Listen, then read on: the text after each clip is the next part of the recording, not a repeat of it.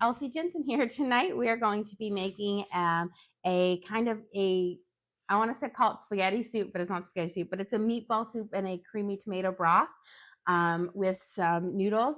We're going to bake up some of our sourdough yeast rolls. We're going to cook up our cookies we made earlier, and we're going to prep some sourdoughs for tomorrow. So let's start by getting our meatballs ready. So I've got 2 slices of just plain wheat bread. We are going to soak them in some half and half. You just want to make them to where they're soggy. You don't want them to be in a puddle. So I just pour a little bit, and I want them to get nice and soggy because this is going to be the binder for our meatballs instead of breadcrumb. I prefer using soaked meat or soaked bread because it leads for a much nicer meatball, more tender, more flavorful. We're going to put in 2 eggs, 1 egg per pound, and the same thing as 1 slice of bread per pound. Here we go. And then we're going to put in a bunch of seasonings for a meatball. We're going to be using about a tablespoon of Italian spices. And we're going to use some dried parsley in our meatball, about a teaspoon. I'm just going to use the rest of that. And we're going to use some dried basil, about a teaspoon of this as well. And we're going to use some dried oregano, another, again, about a teaspoon. I'll shake that in there. And about, I want to say 2 teaspoons of onion powder. This is going to give it a nice flavor. And then last but not least, we're going to use some garlic salt. We're going to put about, I want to say 2 teaspoons in here because this is what's going to season up our meat. Now we're going to go in there with our hands, but before I do that, let me get a baking sheet out so we can make our meatballs right on there. So we're going to go in here and we're going to go in, and you got to get really into that paste, and we're going to smush it between our fingers and our hands to break it all up. You want to make sure you try to get that crust of that as broken up as possible because you don't want to have any big like crusty chunks in your meatballs. And this is why it's really important to use a nice soft bread with a soft crust versus a sourdough or Italian. And these are going to be the meatballs for our kind of our creamy Italian meatball soup. Okay. So we've got this all into a nice paste. This is our binder. We're going to add in a pound of Italian sausage and about a pound and a half of ground beef. Put these right over here. You have a question? Do you know the menu yet for Easter? I know that we are going to be having lamb and rabbit. I think I'm going to make my green bean casserole and maybe twice baked potatoes, or I might actually do a potato au gratin or something like that. I'm in the plans of it. Ooh, caramelized carrots and onions. So I think that's what it is. We'll probably make a roll, or I'd probably make some homemade sourdough. But I do know the proteins are going to be rabbit and lamb. We're going to do lamb lollies because everyone loves lamb lollies. And then probably do a rabbit, like a roast rabbit. As my oldest daughter always says, oh, we're eating the Easter bunny. A little morbid there, but yes, but it will be delicious. Okay, so we're mixing up our meat here. You make sure you squish it through your fingers because you want to make sure you mix your Italian sausage and your meat or your ground beef together. And now, here we go. So we've got our meatball dough all mixed up. I don't know if you'd call, I guess, meatball a dough. We've got our meat paste here. And now we're just going to make little meatballs for our soup. These will shrink up a bit when we cook them because the ground beef that I'm using, I think, is like 80-20 fat. So it will cook out the fat, and the same with the Italian sausage. So they'll get a little bit smaller. But again, you don't want to make them huge or they won't be easy to eat in our soup. And this one, it will be a very meatball soup. My kids love meatballs. I was deciding, whether I wasn't really feeling like full on spaghetti today. So I was like, well, I can make something that has similar flavors, but a little bit different. And I was kind of feeling a soup today. So I was like, oh, well, we can do this kind of like a creamy Italian or creamy tomato soup with some Italian meatballs in it. They'll go great with our rolls. And of course we have cookies for dessert. We made lovely M&M cookies with Easter M&Ms earlier today, so we're gonna bake those up and get through here. I do have a lot of meatballs to roll up. Normally when I'm making meatballs for spaghetti, I make them really big, so you have to do like half the work. But when you have a big family, you gotta have a lot. I think we're feeding 9 tonight, but then there'll definitely be some leftovers, which my parents will always love. And tomorrow my kids don't have school, so they'll probably have a little bit of this for lunch if there's some leftovers. It's the nice thing about soups is they always taste great the next day. So get these rolled up, and then we're gonna bake these in the oven at 400 for about like 15 or so minutes until they're cooked. You just want to make sure you don't overcook them. When you overcook a meatball, they get really dry. Luckily, these are going to go in a soup, so they'll be a bit forgiving. But we're getting there. About just a third left of our dough. I'm also kind of racing against the clock tonight, not too much, but I got to pick up my daughter from soccer practice later tonight. She'll eat when she gets home because when kids get older, they have them practice so late. So she's gonna be practicing until like 9:15, and her practice is like 20 minutes away. So it's crazy. I can't wait until she can drive. Yeah, less than a year she'll be able to drive, and that will be nice because that gives me a little freedom. I won't just be the chauffeur anymore. Okay, let's get these rolled up. Then I get my hands washed, and they'll be delicious. This is just a way to do, I've been in a meatball kick. We've been trying out different meatballs. The other day we made veal meatballs for a soup, and just trying up. I feel like they're an underutilized kind of food, and I think most people think of meatballs, they have them just in their spaghetti, and they don't really think outside of the box. And I find that you can do them in so many different things, soups. You can do them in like a little kebab. You could do lamb ones and then do them in like a little non pocket. That would be delicious. Maybe I'll have to try that out. Okay, almost done here. I bet you I've got 5 left. This is the quick, you got to get it fast at Christmas time. So, growing up, we're a large family, and so I was the youngest of 10, and so we'd make Swedish meatballs, and Swedish meatballs are small. And I would say we would roll out about 200 to 300 meatballs for our family for Swedish meatballs. And that was always like, you felt like you were rolling them for days. Okay. Well, let's wash our hands. We're going to pop these in the oven. Get all that meat off. And real quick before we pop these in, we're going to actually brush our sourdough rolls, and we'll pop them in with them at the same time.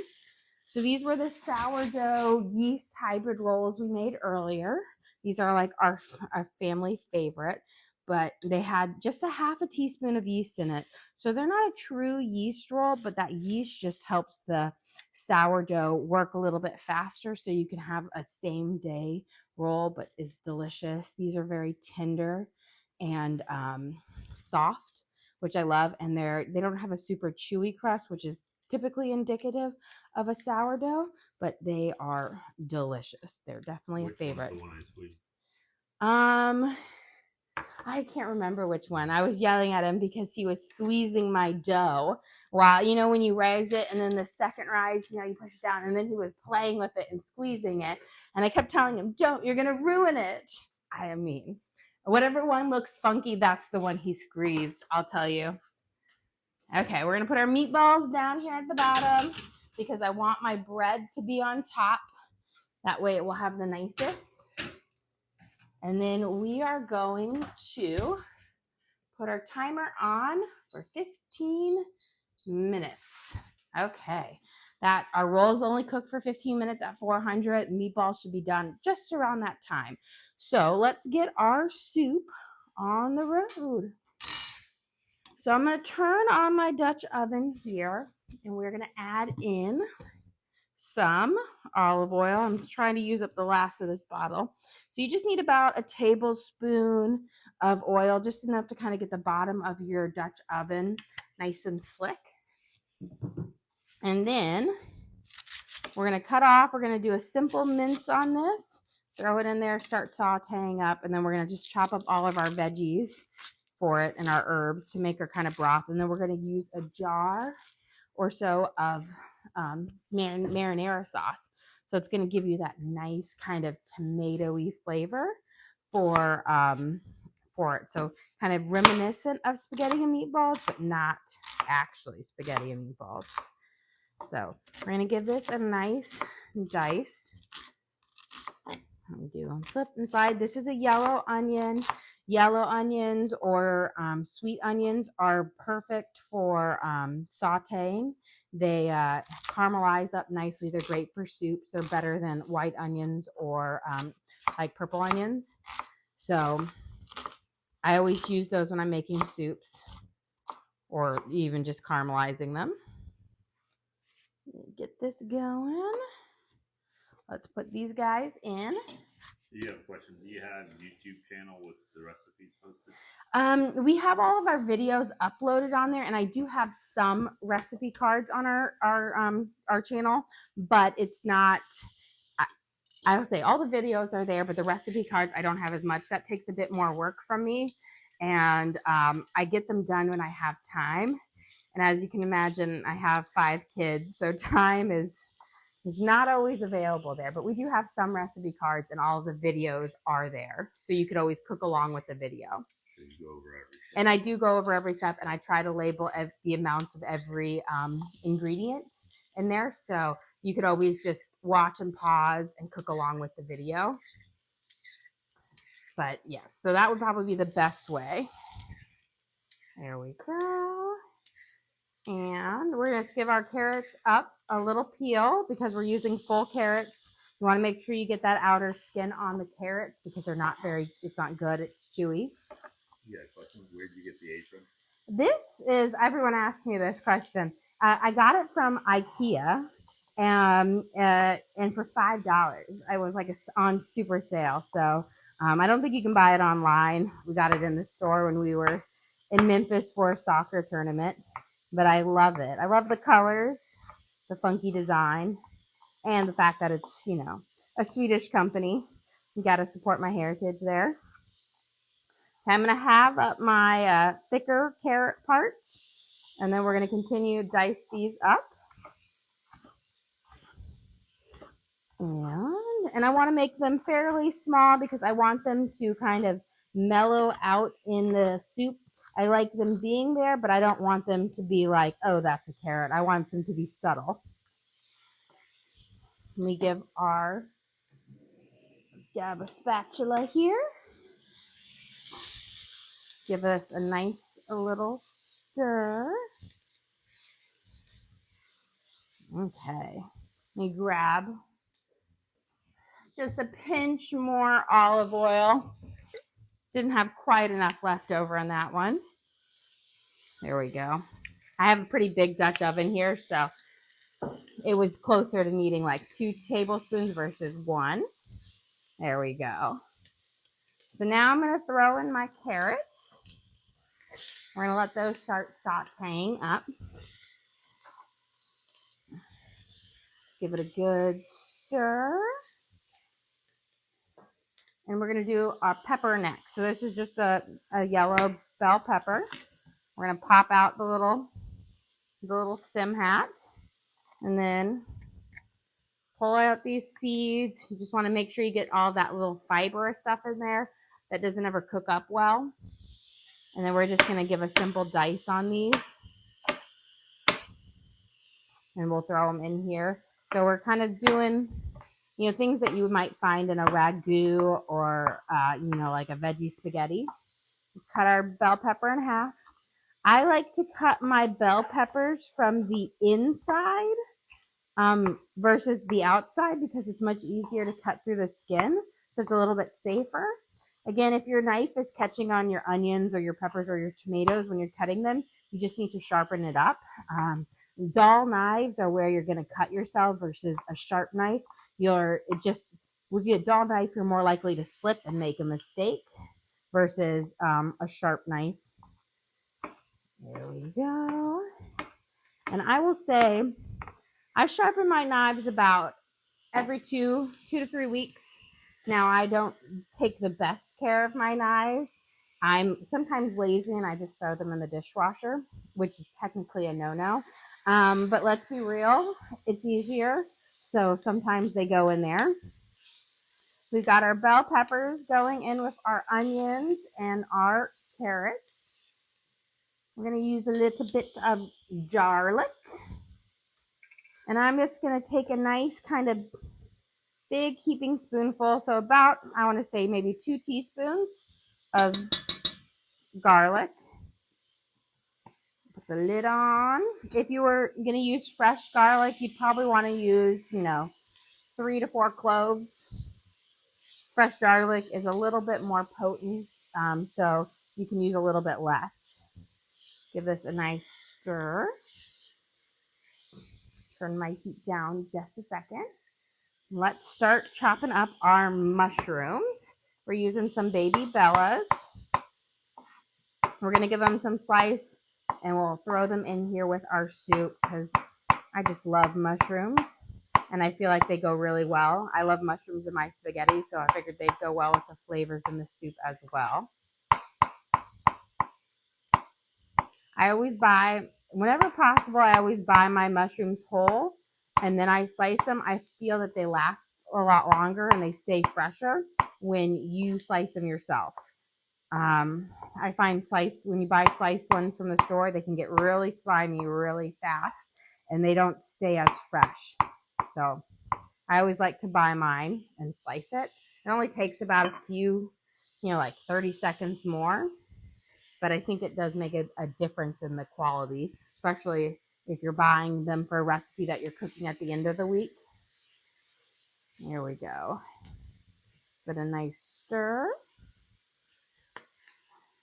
And then let's get some of our fresh spices going in here.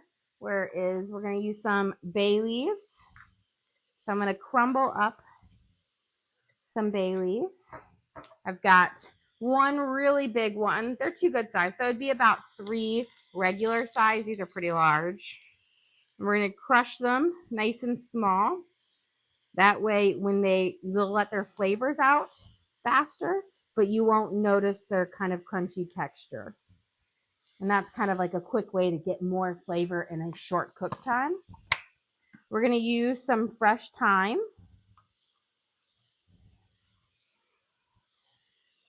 So I'm going to try to pull off these leaves on here.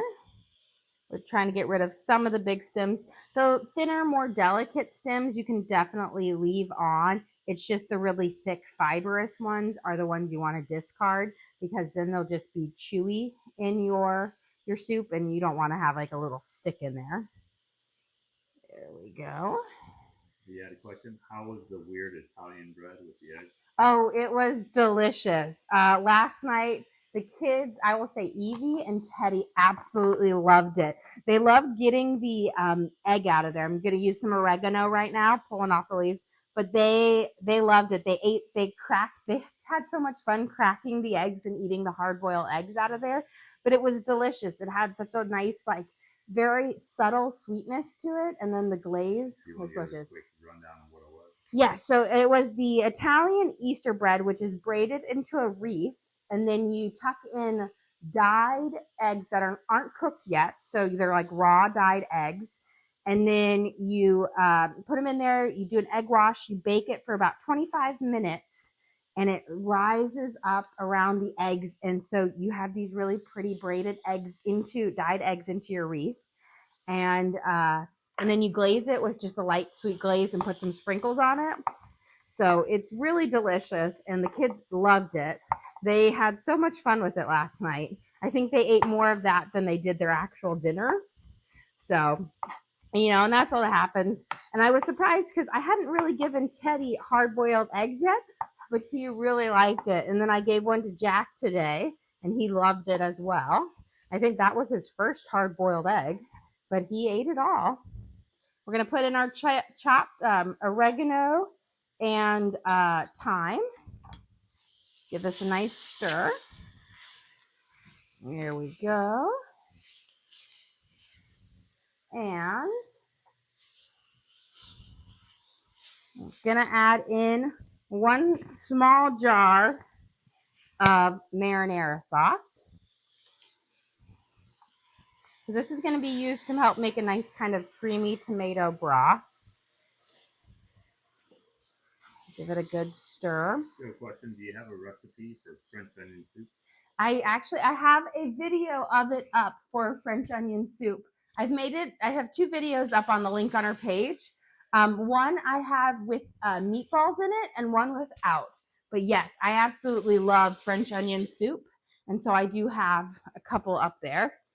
I don't think I have any recipe cards for that one, but I do have the videos up on the link on our page. So put 1 jar of that.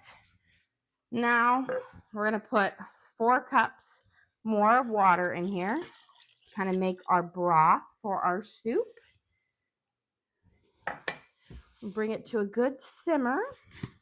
And then we're going to add in about I'm going to probably use the rest of this jar, but a really big heaping scoop of chicken bouillon to help flavor out our broth for our kind of our creamy Italian meatball soup. A little bit of tickle in my throat. Let's get this all. There we go. I want to try to get all of this broth out. I don't want it to go to waste. Give this a nice stir. I'm going to let that kind of dilute in there. We're also going to add some spinach in a little bit to it. But again, we want to add the spinach towards the end, and we'll add some noodles as well. And then, of course, our meatballs that are cooking. Let's give it a little taste real quick, see if it needs any other spices. I will say we're going to do a little bit of garlic salt because it needs a bit more salt. And then I haven't added my pepper yet, and that's what it's missing. Just a pinch of pepper. Yeah, the question, what sides tonight? We're having our soup. We'll have our sourdough yeast rolls. We're going to have a pineapple, and then we have cookies that we're baking up for dessert. So our soup will be our main part with the rolls and then fresh fruit. But soup kind of is your veggie. It's like your whole entree. It's got everything in it. Okay. Bring this to a boil. Let's get our sourdoughs working up so we can start the prep of the doughs. I fed my starter earlier, so it's nice and ready. Let me grab my scale.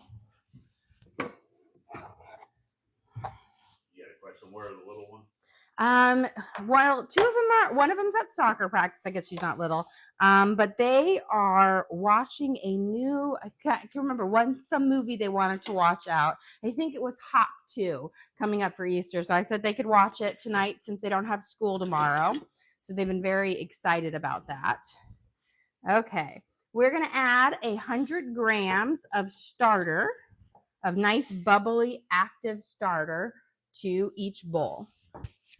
Or just grab my spatula. We'll need my dough whisk too. Okay. Lost the lid. So we need 100 grams. I always use a scale when I'm doing our starters or like our bread because it's accurate. It's really easy to, when you're using just like the US customary system, to over or under like put your amounts in, because there could be, you could have it packed or there could be a gap in your, like a pocket in your cup. So scales are the best for the most accurate and even results. And there we go. And looks like ours is just done. So first we're going to add 100 or 375 grams of warm water to each one. Then we're going to go to grab our rolls out of the oven and check our meatballs. So 375 grams of warm water. You want to make sure your water is warm because that's how it's going to incorporate into the flour. If it's not warm, then you'll have a drier dough to work with in the beginning, and it won't be as easy to do the pulls and stretches. So warm is what you want. Okay. Perfect. We got 375 and our 100 grams. Let's go grab that stuff out of the oven. We've got our meatballs in there and our rolls in there. And then we'll turn our oven temperature down so that it will be ready for the cookies. Lovely. Our rolls got a nice golden brown to it. That's what you get when you coat it in the butter. The butter gives it a lovely brownish color to them. And we're going to put this right here. And then let's go check our meatballs. And what I do with the meatballs, when I know they're done, is if you touch them and they're firm. So they're good and firm, so they're done. So we'll take these out. And then I'm going to change my temperature here to 375 because that is what my cookies are going to bake at. 375. Good job. Okay. So we are getting to a good part here. I'm giving my soup a little stir. We've got our Italian meatballs that we baked up. They're nice and ready. We may season them with a bunch of Italian seasoning, oregano, and basil. And then these are our sourdough yeast rolls that we made earlier today. And now I'm just going to brush them with a little bit of melted butter. We did butter before we baked them to give them that nice brownish crust. And then you want to do them right after you bake them to just make it extra tender and delicious. Perfect. Okay. Now we've got our soup is back up to a lovely boil here. We are going to add in some noodles. I'm using some corkscrew noodles. I'm going to add in about, I want to say, a cup and a half. It's really easy to add too many noodles to a soup. I feel like they absorb so much and they take out. So you always want to start with a little bit less. We're going to let that come to a nice boil. Let's get our dough mixed up here. We have our starters with our warm water. So I'm going to give this a nice little mix here. And then we need to add in about 2 teaspoons of salt to each one. Here's my salt. So 1, 2, 1, 2.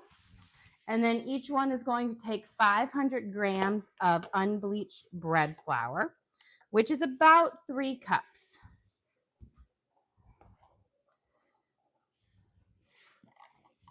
So again, I'm using my scale.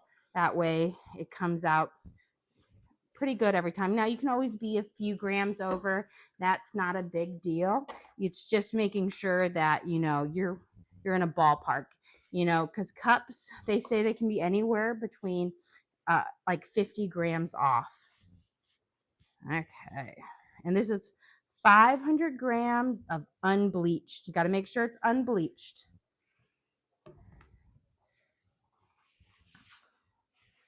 There we go. Now we're going to give them a quick stir, and we're going to let them sit, and we'll do our inclusions at the very, very end. But this is going to make our traditional loaf, and then we are going to make a cranberry cherry lemon loaf. Give this a nice 500 or 300? 500 grams of unbleached flour, 375 grams of warm water. So I do have that recipe card posted on the link on my page, as well as videos on how to make the traditional sourdough loaf.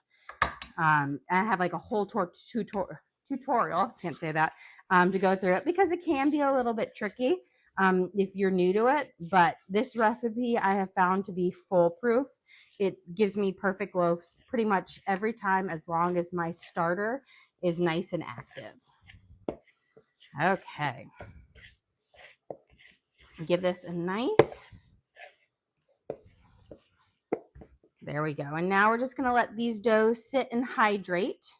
That are just going to soak. That's when the flour is kind of soaking up the liquid. Got a little bread dough on me. Okay. Luckily, our soup is pretty much, we're just letting the noodles cook up. I add my meatballs and my spinach in towards the end. I'm just going to turn it down to a slightly lower simmer. And we're going to bake up our cookies, which bake up in 9 minutes, which is good. We've got some time. My goal is to be done in like the next 15 minutes or so, because I got to head out the door. There we go. So we're going to put our parchment paper down, and then I'm going to take, my trick is with perfect cookies is you got to chill the dough. So I had my dough chilling. We made it earlier. This is our Easter M&M dough and it's delicious. And then what I'm going to do is let me grab a spoon. It's going to be firm to touch, which is what you want. And so you just take a spoonful out and you give it a quick roll, and then you place it right here. And I'm doing this on a 1.5 sheets, so I should be able to, this recipe yields about 40 cookies, and I'll bake half today and half tomorrow so that they're nice and fresh. That's the beauty of this dough. You don't have to bake it up all at once, and it's great. It cooks up perfect every single time. And all you do is you cook it at 375 for 9 minutes.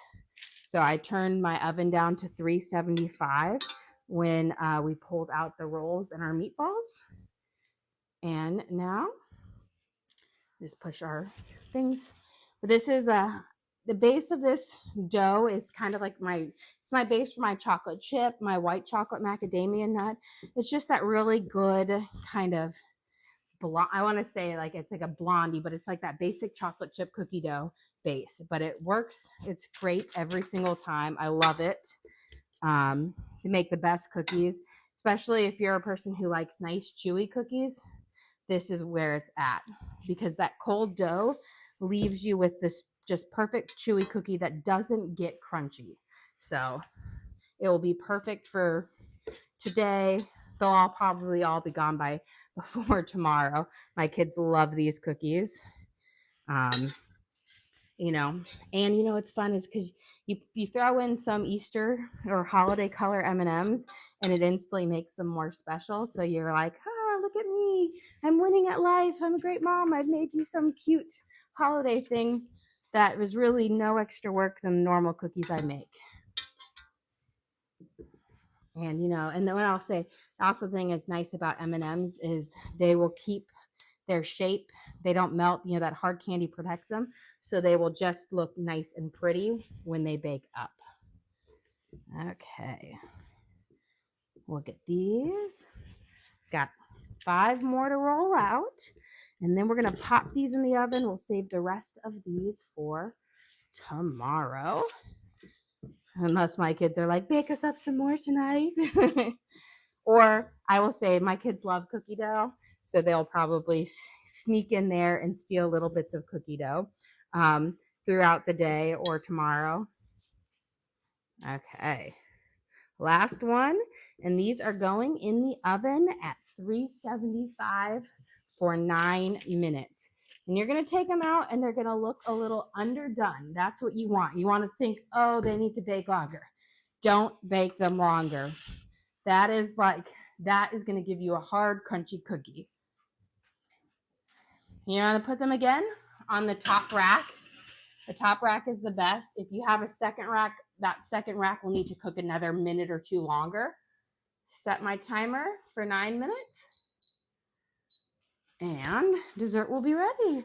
Let's get our dinner finally completed up. And then we should have our cookies ready right at the end. Okay. Let's give our soup a nice stir. You can see the corkscrew noodles in there cooking up. Beautiful. We'll throw in our meatballs in just a second, but let's chop up some of our fresh parsley because we're going to add that in there, and we're going to add some spinach in there. So I'm going to just go into my little bag, pull off, try to get all the leaves, and then we're going to mince this up and just pull out any kind of big little, stalks in there because we want it to be nice. Yeah. And then we're going to give this a really fine mince. And this is Italian parsley. It's about, I want to say I probably got 1/4 of a cup once it's all minced up. But you want to always add your parsley towards the end because its flavors easily get cooked out. So at the end is where you want it. Okay. So we've got this ready to put in there. Let's put some of our spinach in. So we're just using some regular spinach. Probably going to use just a couple handfuls. So that is a big handful. Make sure we didn't lose one.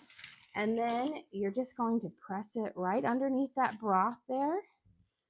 Let it kind of soak up all in that spinach and just stir it there so it gets mixed around.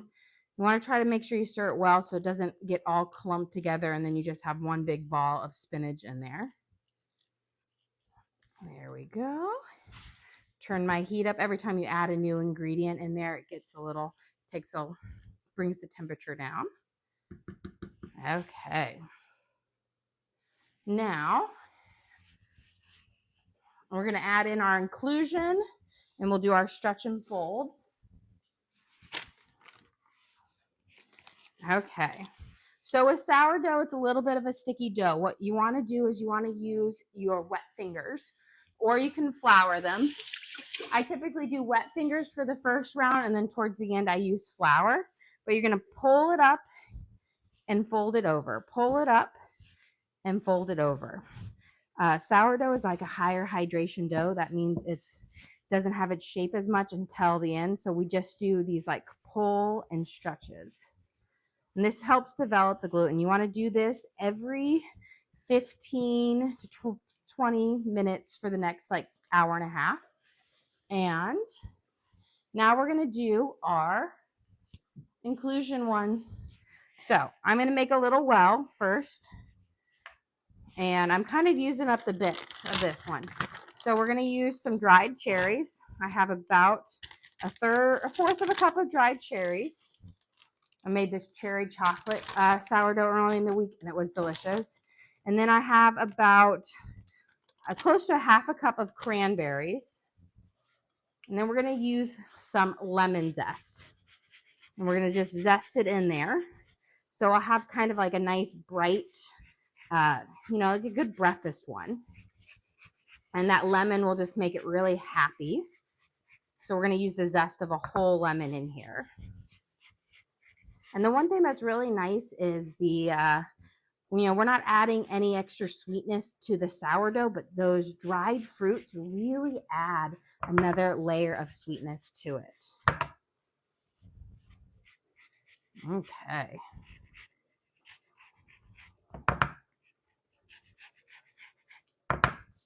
And good. Now we're going to do our stretch and folds.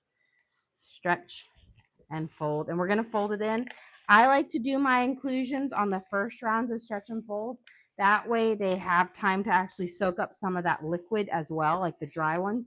And they really infuse their flavors into the dough better. And they get more incorporated. So here is our inclusion ones. We'll be doing some more stretch and folds throughout the night, but it'll be ready to bake up tomorrow night. Let's finish off our soup because cookies will be done in a few minutes. Okay. Let's give our soup a nice stir here. Lovely. We've got our corkscrew noodles in there. They're getting nice and tender. Great. Now we're going to add in our meatballs. So let me get my little question for the cranberries. Does it matter if you don't soak the dried cranberries? Yes, it is fine. The dough the sourdough naturally has a lot of liquid in it. So I find not soaking them makes it so much nicer. It leads to better, things. The soaking them gets them too soggy, I think. We're going to put our meatballs into the soup. I'm using I call it my shovel. And we're going to put them in there and we'll stir them until they're all under that broth. That broth helps keep them nice and tender and juicy. And then you'll get like a lovely kind of bite, a meatball in every bite. Okay. And then we're going to stir here. And then our last, what I do at the very end is I add a little bit of cream because I want it to be a nice creamy tomato soup. And I always add my cream towards the very end because I don't want to risk it curdling, because if cream gets too high or too hot, it will curdle. So we're going to push all of these down under.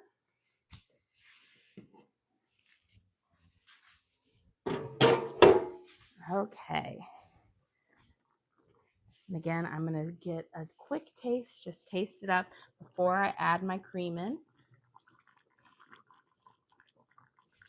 Perfect. And I'm going to go, I don't want to use half and half. I want to use cream because I can use less cream and it won't dilute it as much. So you want to use heavy whipping cream. And we're just going to put about a third cup. You don't need a whole lot. So a little goes a long way to giving you that more creamy velvety. I think people think you need to add more to give it that creamy color, but as you can see, that was barely a third of a cup and it already has this nice, rich, creamy color to it. Okay, let's add in our fresh parsley. We can start serving it up and then we'll be able to pull our cookies out of the oven. They should be beeping in just a minute or two. We've got our fresh parsley in there. Do you have a question? Can you use pre-made frozen meatballs? Yes, you could definitely use pre-made frozen meatballs. Now, they probably won't taste as good as homemade, but you know what? If that gets you to make a great dinner on your time frame, do it. I feel like there's no reason to not use frozen if you want to. I think everybody knows what works best for their family, and if they don't have the time to make frozen meatballs or homemade meatballs, use frozen ones. I'm fortunate that I have the time or rush through, and I've gotten to where it's really quick for me to cook it up. But it wasn't always like that. Let's get a bowl and we'll plate it up, and then I know our thing is gonna come out in just a second. It's got like 30 seconds left on it. Let's grab a ladle here. So we're gonna have our delicious sourdough rolls, and then our homemade creamy Italian meatball soup. And look at these, just delicious. I'm gonna get a nice serving of broth in here and a few more noodles. Perfect. So here is our creamy Italian meatball soup with our sourdough things, and our cookies are beeping at us. So let's go grab those out. I figured it would be perfect timing. Okay. Beautiful. So I'm going to pull them out. You see how they're so lovely, nice thick domes. That is from the chilled, having them chill in the refrigerator for the last couple of hours. And they just look absolutely gorgeous with the Easter colors on here. You have the nice pastel M&Ms, and this is our chocolate chip cookie dough base, but we threw in the M&Ms, baked them up, chilled the dough. That way they remain nice and chewy and delicious. And again, to recap, this is our creamy tomato meatball soup with homemade Italian meatballs. We used our corkscrew process, made a creamy tomato broth, and of course our delicious sourdough yeast rolls that we prepped earlier today. Well, guys, thank you so much for joining us. Don't forget to like and subscribe. Again, all of our recipes, our videos are uploaded on the link on our page. And don't forget to like and comment. Thanks again for joining us.